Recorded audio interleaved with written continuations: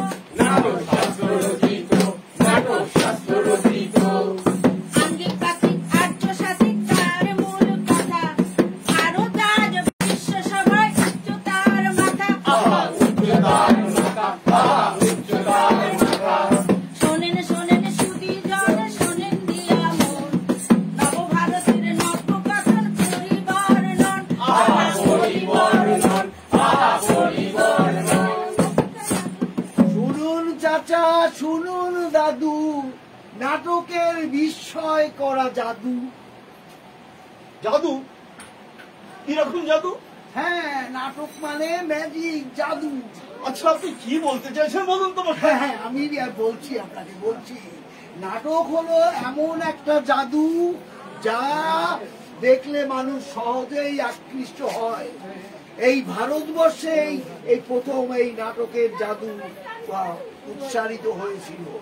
হ্যাঁ, ২৫০০ বছর আগে যখন অন্য দেশের লোকেরা ভয় পেত, গুহায় লুকিয়ে থাকতো, তখন কিন্তু আমাদের ভারতে নাটক মঞ্চস্থ হতো। এই নাটকের ভিত্তি কি জানেন আপনারা? এই নাটকের ভিত্তি হচ্ছে নাট্যশাস্ত্র, পঞ্চম বেদ। পঞ্চম বেদ? আমরা তো ৪টি বেদের নাম শুনেছি, পঞ্চম বেদের নাম তো কখনো শুনিনি। হ্যাঁ, আমি একটা কথা বলবো আপনাদের।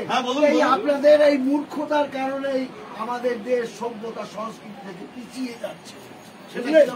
ভাষণ পরে দেবেন, আগে পঞ্চম বেদ সম্পর্কে বলুন। হ্যাঁ, আমরা যখন চতুর্থ বেদে অর্থাৎ অথর্ব বেদে পৌঁছে গেছি, তখন আমাদের পূর্বপুরুষেরা গণিত, বিজ্ঞান, জ্যোতির্বিদ্যা, শল্যবিদ্যা, জ্যোতিষশাস্ত্র সবকিছুতে এগিয়েছিল। হ্যাঁ, তখন পূর্বপুরুষেরা আমাদের পৃথিবীকে প্রথম বলেছিল শূন্যের কথা, অর্থাৎ গোল। পৃথিবী গোল, ৯টি গ্রহ সূর্যের চারদিকে ঘুরছে। হ্যাঁ, আমাদের পূর্বপুরুষেরা তখন বুঝতে পেরেছিলেন যে আমাদের সমাজকে শৃঙ্খলাবদ্ধ এবং ঐক্যবদ্ধ করতে হলে মূল্যবোধ আর সংস্কৃতির কথা বলা দরকার। তাই নাট্যশাস্ত্র রচিত হয়েছিল। এই নাটকে গান, সাহিত্য, নৃত্য, চারুকলা প্রভৃতি স্থান পেয়েছিল। আর মানুষ তাই নাটক দেখে সুখ, জ্ঞান এবং আনন্দ লাভ করে। পঞ্চম বেদ? হ্যাঁ, নাটক জ্ঞান, সুখ এবং আনন্দ লাভ করে। এই নাটকের অবদান আমাদের সমাজে আছে, ছিল এবং থাকবে। পঞ্চম বেদ এটা কে লিখেছে? হ্যাঁ, আমাদের প্রাচীনকালের এক মুনি, যার নাম হচ্ছে ভরত মুনি, তিনি এই নাটক রচনা করেছিলেন। এই নাট্যশাস্ত্রে ছিল, তখন এই নাটকে ছিল সংগঠন, হ্যাঁ, সাক্ষরতা প্রভৃতি সব বিষয় ছিল। তখন মানুষ, আমাদের পূর্বপুরুষেরা অত্যন্ত শিক্ষিত ছিল। তারা সবাই সেই জন্যই তখন নালন্দা, তক্ষশিলা, বিক্রমশিলা, মহাবিহারের মতো বিশ্ববিদ্যালয়গুলো গড়ে উঠেছিল। ও, এবার আমি বুঝতে পেরেছি। তখন আমরা ধনী ছিলাম, অর্থাৎ আমাদেরকে তাই বলা হতো, জ্ঞান ছিল বলা হতো সোনার পাখি, তাই তো? হ্যাঁ, বিদেশ থেকে কত মানুষ এখানে পড়তে আসতো। তাদের সমস্যাটা কখন তৈরি হলো বলুন তো? প্রায় ৪০০ বছর আগে। কিভাবে? হ্যাঁ, আমাদের ঐক্যবদ্ধের অভাবে, আমরা একত্রিত না হওয়ার জন্য এই সমস্ত শুরু হলো। ব্যাপারটা খুবই খারাপ। হ্যাঁ, খুব খারাপ। আরে, অলসতার মতো নেশা, আসক্তি, জাতপাতের বিচার, অস্পৃশ্যতা, এই সমস্তগুলো হচ্ছে আমাদের সমাজের বিষম ব্যাধি। এই বিষম ব্যাধি দূর করতে হলে আমাদের সমাজের প্রত্যেকটা মানুষকে সংকল্প গ্রহণ করতে হবে। জানেন তো, ব্যক্তি শক্তিশালী হলে পরিবার শক্তিশালী হয়। পরিবার শক্তিশালী হলে সমাজ শক্তিশালী হয়। সমাজ শক্তিশালী হলে পুরো দেশ শক্তিশালী হয়। একটা পরিবারের কথা মনে এলো, মোদিজির G20-তে বলেছিলেন ওয়ান আর্থ ওয়ান ফ্যামিলি, সেই কথাটি বলুন। হ্যাঁ, মহা উপনিষদে লেখা আছে বসুধৈব কুটুম্বকম, অর্থাৎ এক পৃথিবী এক পরিবার। আমিও কিছু বলতে চাই। হ্যাঁ বলুন বলুন বলুন। করোনার সময় সম্পর্কে, হ্যাঁ হ্যাঁ করোনার সময়কালে যখন সারা বিশ্বে আঘাত হেনেছিল, তখন আমাদের দেশের তৈরি টিকা সারা বিশ্বে বিনামূল্যে দেওয়া হয়েছিল এবং অনেক লোকের জীবন বেঁচেছিল। এটাই বলে যে নিজে বাঁচো বাঁচাও। বাহ, এটাই হলো বসুধৈব কুটুম্বকম। এই বসুধৈব কুটুম্বকম এর বড় উদাহরণ এর চাইতে আর কি হতে পারে বলুন? হ্যাঁ হ্যাঁ, আমরা এই ভাবনা নিয়ে যদি আমরা এগোতে পারি তাহলে ভারতবর্ষ একদিন সোনার পাখিতে পরিণত হবে। সোনার পাখিতে তবে পরিণত হবে। পাখিদের সোনার আবরণ দিতে নাটকের ভূমিকাও অনেক। হ্যাঁ, সারা বিশ্বে মানুষ যখন লড়াই করছে তখন আমরা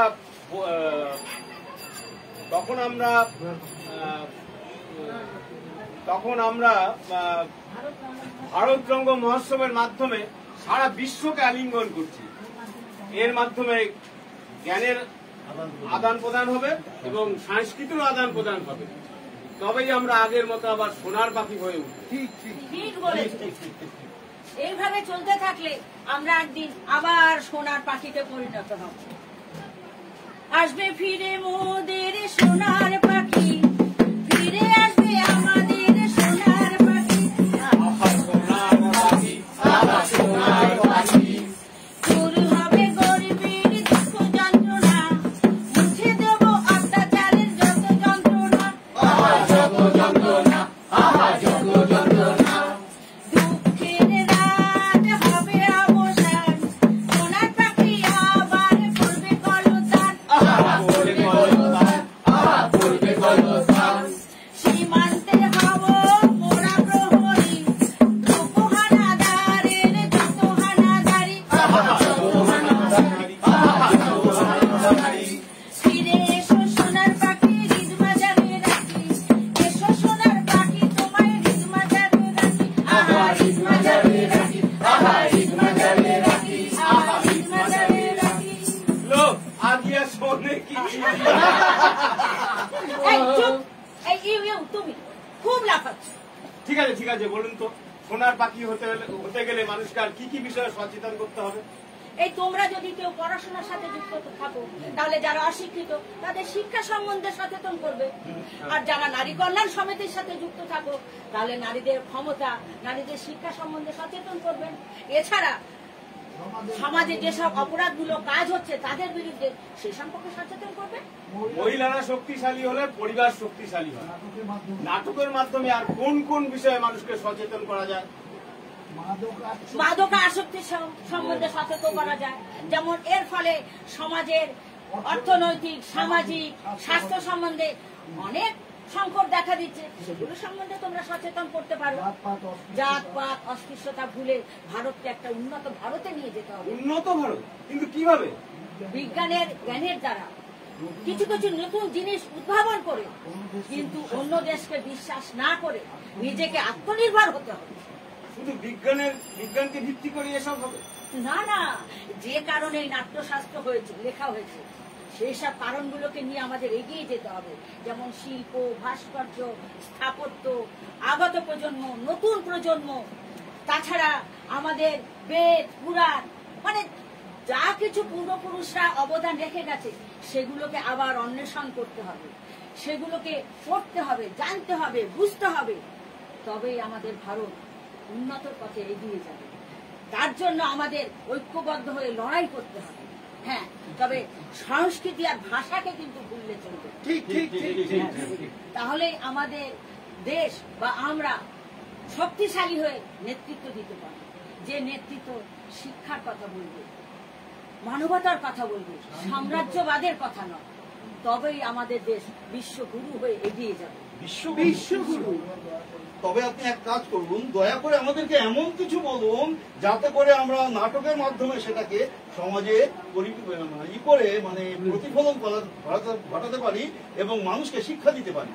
তোমরা নারীর ভ্রূণ হত্যা সম্পর্কে সমাজকে সচেতন করতে পারো। ভ্রূণ হত্যা, ঠিক বলেছেন, এটা খুবই খারাপ বিষয়। আমি কথা দিচ্ছি, এই ভ্রূণ হত্যা নিয়ে আমি নাটক লিখে সমাজের বিভিন্ন স্থানে বিভিন্ন পর্যায়ের মানুষের মধ্যে আমরা একটা উপস্থাপনা করব, যাতে মানুষের সমাজ সম্পর্কে সচেতন হন। সমাজের আরো দুটি কুফল আছে যেগুলি সম্পর্কে সমাজের মানুষকে সচেতন করা উচিত, সেইগুলি সম্পর্কে বলুন। হ্যাঁ, বলুন বলুন। এই যেমন আমি আপনাদের সবকিছু বলি, তাই তো? তোমরাও তো সমাজের লোক, তাহলে তোমরাও দেখো সমাজে আর কি কি খারাপ কাজ হচ্ছে, সেগুলো সম্বন্ধে সমাজকে সচেতন করো। আমি একটা কথা বলি, বলো। যৌতুক প্রথা। আমার বোনকে শ্বশুরবাড়িতে যৌতুকের জন্য নানান রকম হয়রানির শিকার হতে হয়। আমরা এই নাটকের মাধ্যমে মানুষকে এসবের বিষয়ে শিক্ষিত করতে পারি। সেটা কিভাবে? এই যে তুমি বলে যৌতুক প্রথা, আরো দেখো আরো কোন কোন খারাপ কাজ সমাজে হচ্ছে, সেগুলো নিয়ে নাটক লেখো, আর সেগুলো বন্ধু বান্ধবের মধ্যে দিয়ে নাটকের মাধ্যমে সমাজকে শিক্ষা দাও। হ্যাঁ ঠিক, এই বিনোদনের পাশাপাশি শিক্ষাও হবে, এতে সমাজ ও শক্তিশালী। হ্যাঁ,